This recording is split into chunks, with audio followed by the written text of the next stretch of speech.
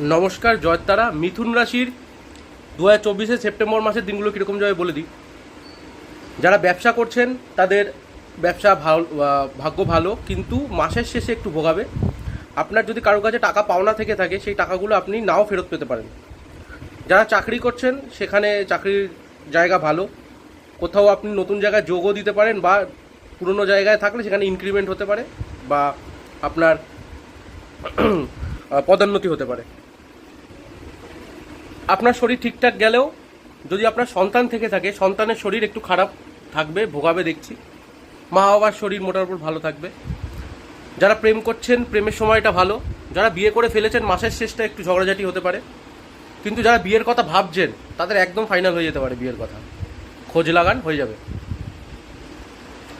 আপনি কোনো কাউকে যদি আপনার সাথে তাদের